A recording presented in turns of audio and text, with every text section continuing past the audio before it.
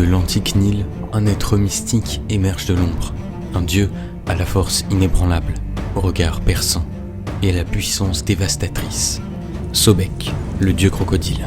Depuis des millénaires, il règne en souverain sur les eaux divines du fleuve sacré. Les anciens Égyptiens le vénéraient et le craignaient. Dans cette vidéo qui se veut immersive, explorons donc ensemble le mythe du dieu crocodile, figure incontournable du panthéon égyptien.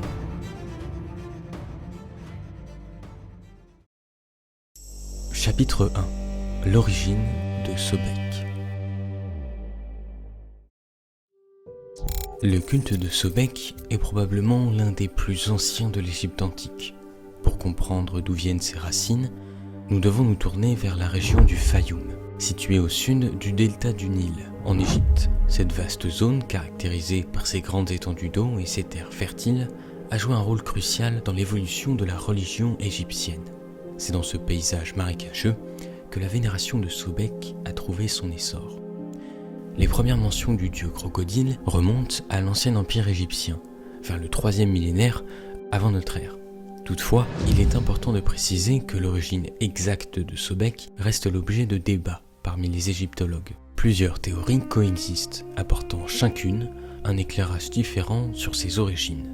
Une des théories les plus répandues suggère que Sobek aurait émergé comme une divinité locale associée aux eaux du Nil et à la fertilité des terres environnantes.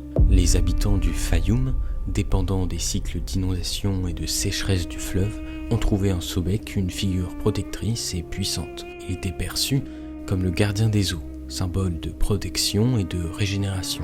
Son image se développa parmi les pêcheurs et les agriculteurs qui vénéraient Sobek pour ses bienfaits sur les récoltes et les activités liées au Nil.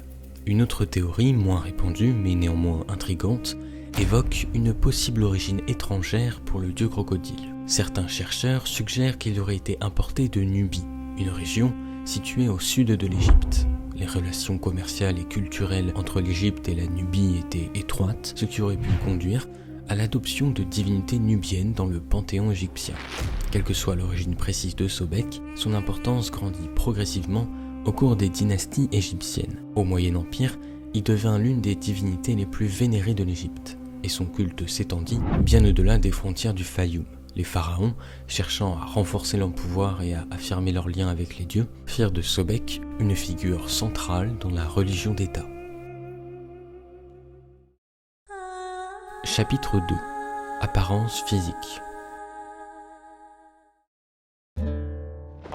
Sobek est souvent représenté comme une créature, mêlant des traits humains et animaux. Il possède une allure imposante et majestueuse, captivant l'attention de ceux qui le contemplent. La tête du dieu est celle d'un crocodile, avec une gueule large et puissante. Ses yeux, semblables à des fentes, dégagent une aura d'intelligence et de vigilance. La peau de son visage est souvent décrite comme rugueuse, rappelant les écailles caractéristiques des reptiles. Son corps est celui d'un homme ou d'un humanoïde musclé, reflétant sa force et sa puissance. La peau de Sobek est souvent illustrée avec des écailles qui s'étendent sur tout son corps, symbole de son lien avec les crocodiles, régnant à la fois sur la terre et l'eau.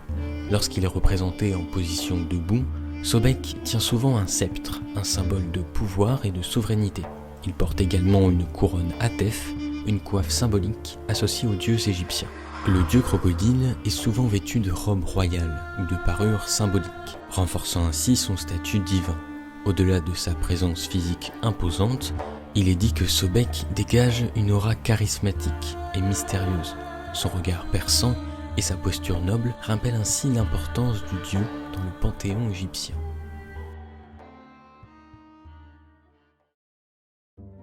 Chapitre 3. Attributs et fonctions. Fonctionnant comme un dieu à la fois bénéfique et destructeur, Sobek est associé à plusieurs domaines. Sa principale fonction est celle de la protection. Il est le gardien des eaux, des rivières et des marais, et on le vénère spécialement le long du Nil, où il veille sur les crues annuelles qui apportent la fertilité aux terres. En tant que protecteur, il est également un dieu de la royauté, et est ainsi souvent associé à la pharaonie. En plus de contrôler les forces aquatiques, Sobek est considéré comme un dieu de la guerre et de la force brute. Les Égyptiens pensaient qu'il avait la capacité de repousser les forces du chaos et de combattre les ennemis de l'ordre divin. Sa nature farouche et prédatrice en fait également un symbole de courage et de ténacité. Sobek était également vénéré pour ses pouvoirs de guérison. Les Égyptiens croyaient qu'il avait le pouvoir de soigner les maux physiques et les maladies, en particulier ceux liés à l'eau et aux reptiles. De ce fait, les gens cherchaient sa protection et son intercession dans les affaires médicales. Les prêtres qui servaient Sobek prenaient soin de ses sanctuaires et participaient à des rituels pour honorer et apaiser le dieu. Sa présence dominante dans la mythologie égyptienne témoigne de l'importance qu'il occupait dans la vie quotidienne des anciens Égyptiens. Chapitre 4. Généalogie du dieu.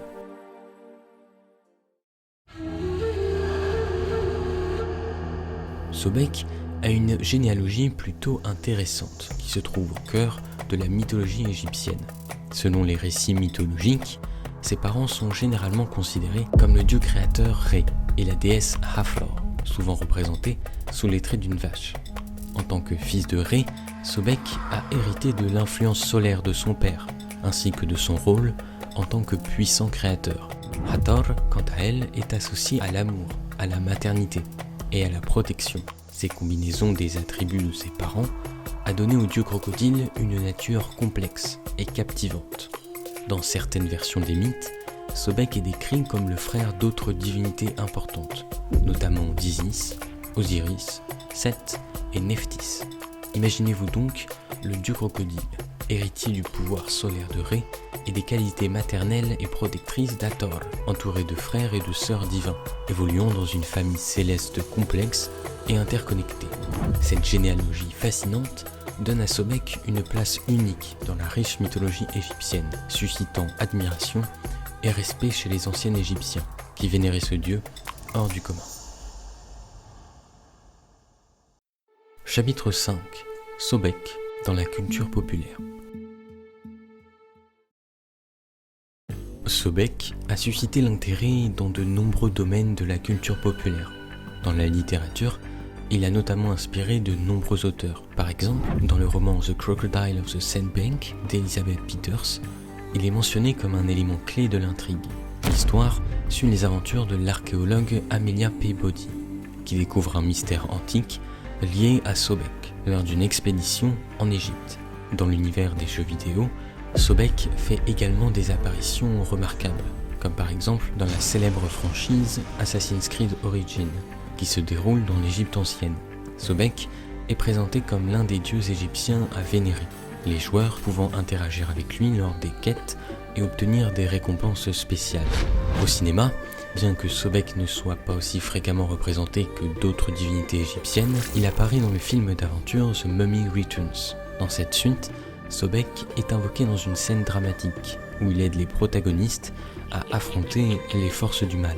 En ce qui concerne les séries populaires, on peut citer Stargate SG-1.